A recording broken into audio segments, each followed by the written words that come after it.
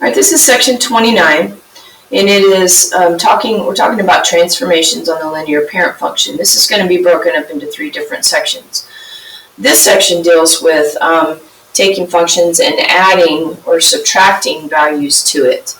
So let's look at, and the effect that it has on it. So let's look at the original parent function, f of x equals x, and you can see we already have the graph for it on our coordinate grid. But now I want to take that original parent function and I'm going to add 4 to it. So I take my f of x, which was just x, and I'm going to now add 4 to that. So if I write my new equation, it looks like this. This is where us practicing writing equations in function form is going to be very helpful now. So what I want to do is show how this is affecting the graph of the parent function. So let's take x's 1, 2, and 3 and substitute it into our new equation one at a time. So if I substitute 1 in for x, 1 plus 4 is 5.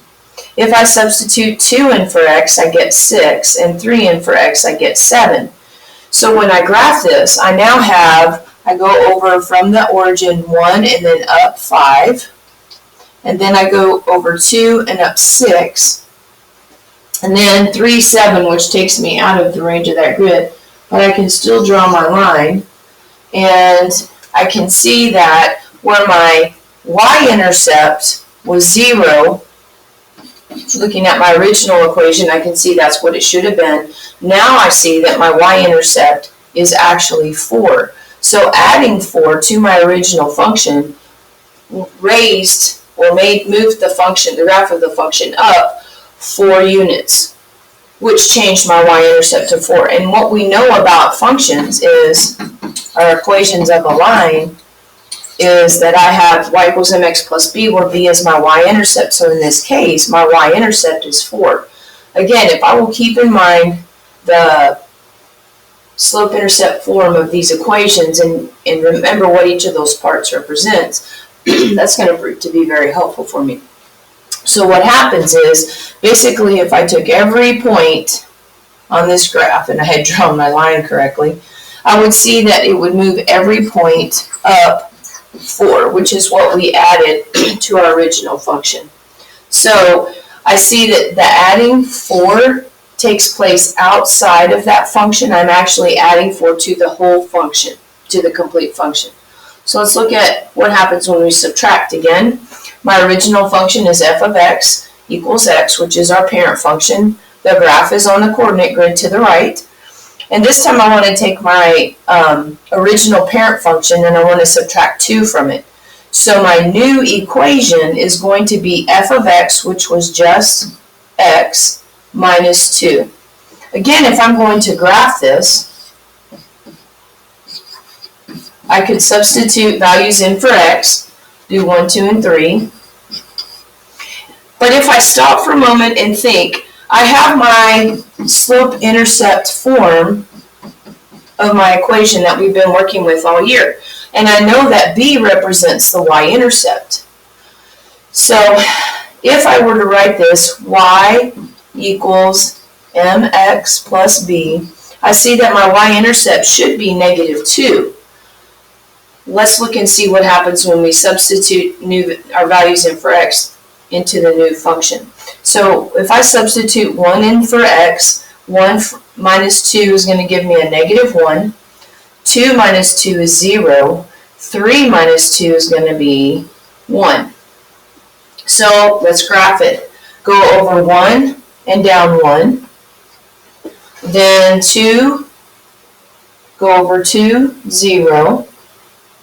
And then 3, 1, right there. And so when I look at my graph, I see that it's crossing through -2. So my y-intercept changed to -2. And I look and I see this line just basically, it shifts down 2 units on my y-axis, which means that every point moved down 2. And again, that's dealing with adding it to the original function right there, or subtracting from the original function. Okay? All right, let's look at some more examples.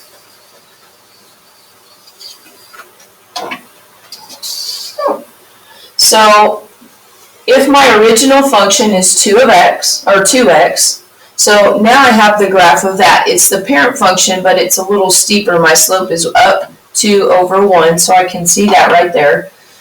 Now I'm going to take that original function of 2x, and I'm going to add 3 to it.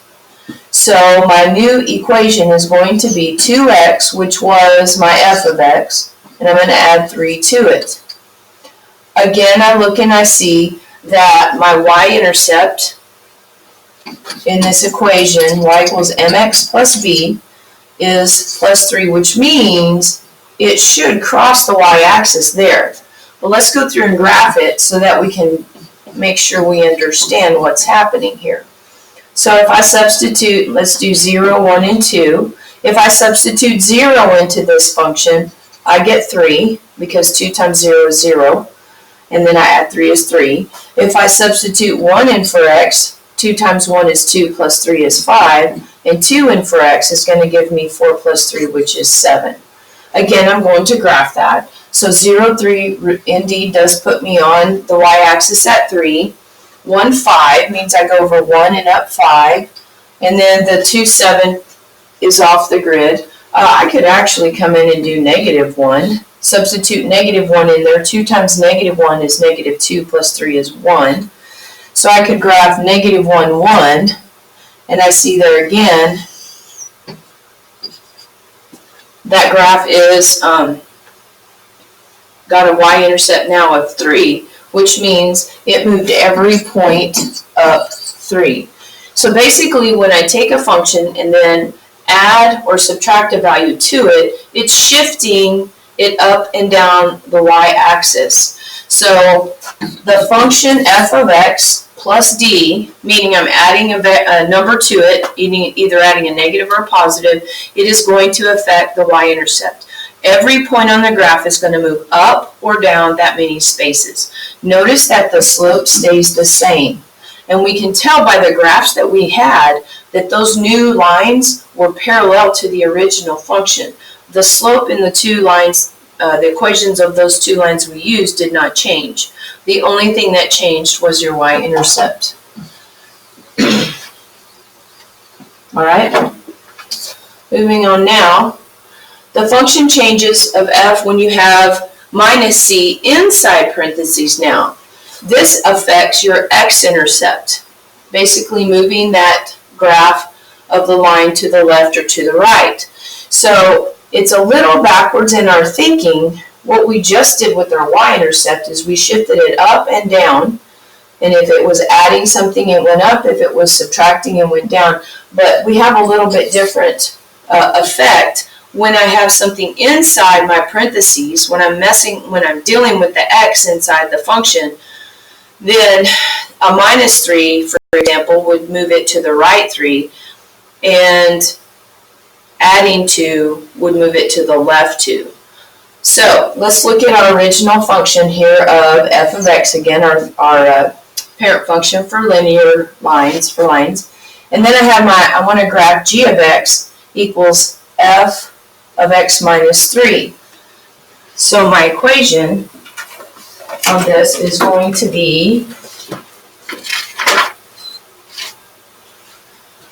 basically g of x equals x minus 3, because I'm taking the original function and taking 3 away from it. So let's see what happens when I graph this. And I should get to where I can recognize this by just knowing what's happening to my function and knowing whether it's affecting my y-intercept or my x-intercept. So if I start off with 0, 1, and 2, and I substitute 0 in for x, I get negative 3. 1 in for x, I get negative 2. And 2 in for x, I get negative 1.